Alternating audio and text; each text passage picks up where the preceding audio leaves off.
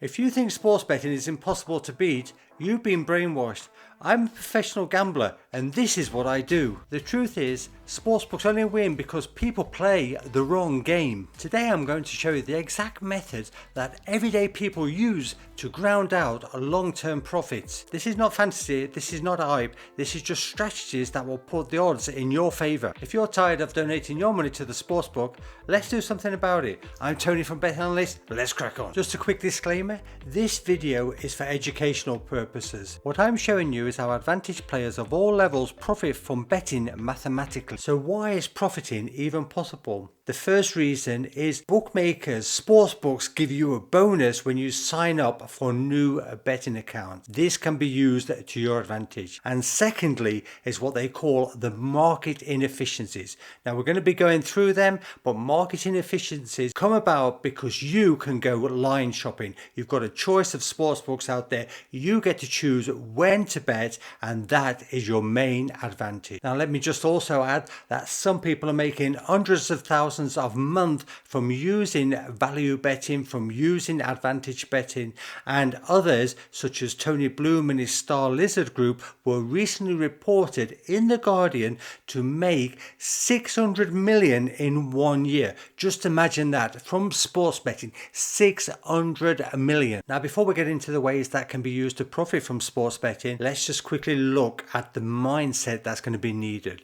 First of all, you cannot be compulsive by nature. You've got to have control over your own emotions. Secondly, you should only be using money that you can afford, and it should be your own money. Thirdly, and most importantly, accept that it's about the maths and not gut feeling, and have realistic expectations. If you come into this with 500 and expect to profit millions in a short space of time, I'm afraid that is unrealistic. And the final thing I'd like to say is these are systems, not guesswork. Now let me suggest 5 methods that you can actually use to profit from sports betting, and the first of them is going to be that deposit bonus that I mentioned before. When you put money into a sports book, you'll get a matched bet, a first time deposit bonus. There will be a limit on it. It might be say up to 100. You deposit 100, they'll give you 100 in free bets. It is a first time deposit bonus. You're not going to get it later, so you want to max out on it.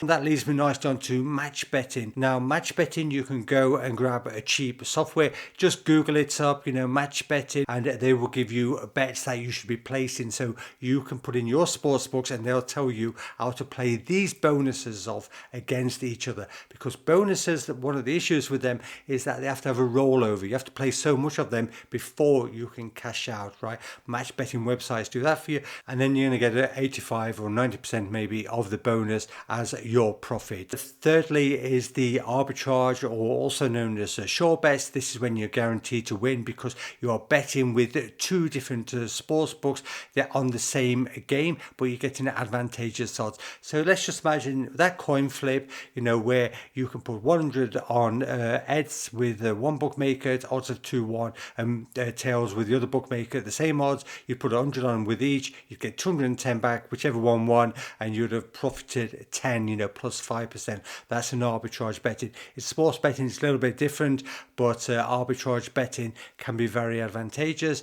And then you've got value betting. Now, this is what I would say is the best of the lot in terms of ROI. And the reason for that is you're not giving value back.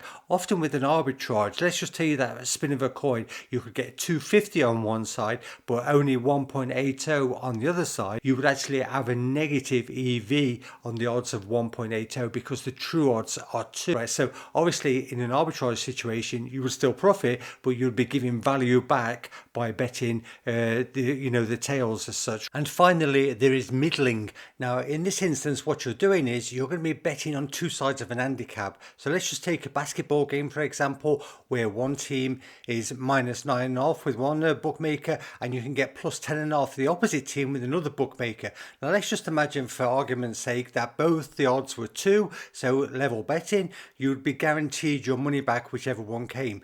But if it came in the middle, if it came on 10 points, you would actually win on both sides of the bet. If you was a little bit more advanced, you should definitely look into middling. It's a great way to actually gain an upper hand against the sportsbooks without them knowing too much, and I think it's something at least you should know. Finding the best bookmaker odds can be overwhelming, especially with so many enhanced odds and price boosts popping up every week. That's why I recommend using Bookies Bonuses. It's the site that lists every UK betting site in one place. They also handpick the top boosts for the biggest football matches, so you don't need to waste time searching through dozens of bookies. And the best part, the page is updated twice a week, making it the go-to spot for the latest and strongest football price boosts. Check it out, it saves you time and makes life easier. I'll post a link in the description. Now, since my audience is from many different countries, right, and not all sports betting is created equal, we need to take into consideration where you're at. So you need to do a bit of a self-assessment. So first of all, have a look at the sports books that you can actually get in your country. What are they offering? Is it the bonuses?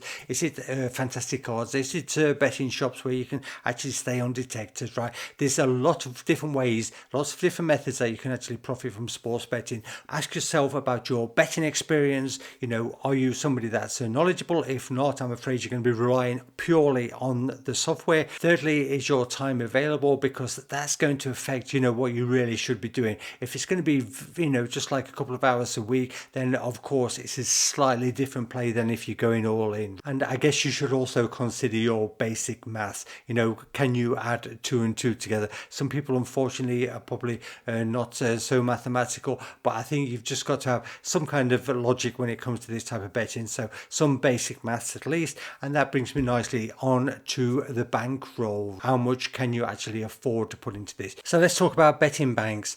If you're starting with what is deemed a low betting bank, you know, probably just like $500, £500, then you're going to have to obviously play a different ball game. So just for example, I would suggest in this instance you start with at least 3 sports books. You're not going to be betting more than 1 to 2% on any of your bets. You've got to bear in mind there's still variance and you don't want to lose your money. Now, the other issue, obviously, if you've got a low betting bank, you don't want to really be paying money for software. So I would suggest that you use the likes of Betfair for getting your odds. That would give you a great benchmarking point. Or you could use Pinnacle if you knew how to use it properly.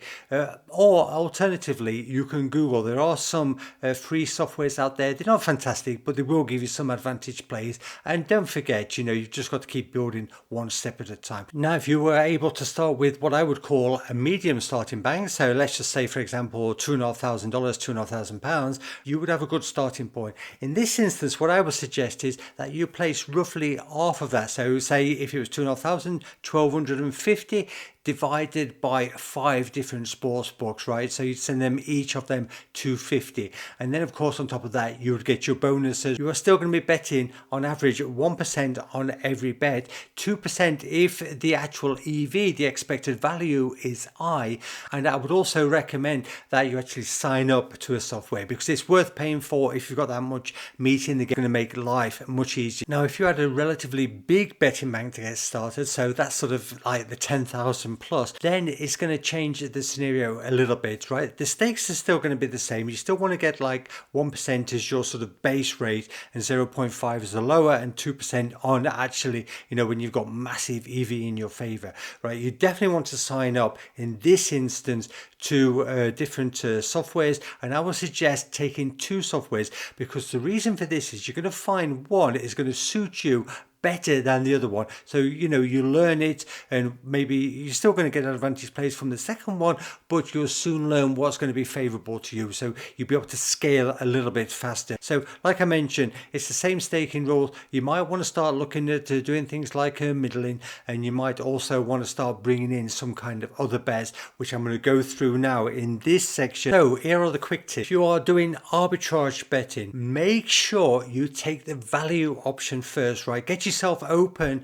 some kind of odds portal, an odds checking website, and just see where the actual odds are outstanding. On the other side, you're always going to be able to get to fill in. Secondly is what I just mentioned, the stake sizing. You want to bet more when the EV is high and less when the EV is low. If you want to hang around in this game for a long time, number 3 is going to be important. Stick to the major markets and the major bet types. So the major bet types are pretty obvious, right? You're going to be doing money line, you're going to be doing handicaps, and you're going to be doing totals. Now you can bring in some player markets, but don't make them so obvious, that it's like your total focus. And I would also like to suggest that you introduce parlays into your betting. If you're getting positive EV on all your bets and you start banging them together, in parlays, in system bets, then you make even more money, because obviously your EV, your expected value, increases. This one's very important. Do not withdraw your winnings until your account gets limited. We don't want to notify them of your success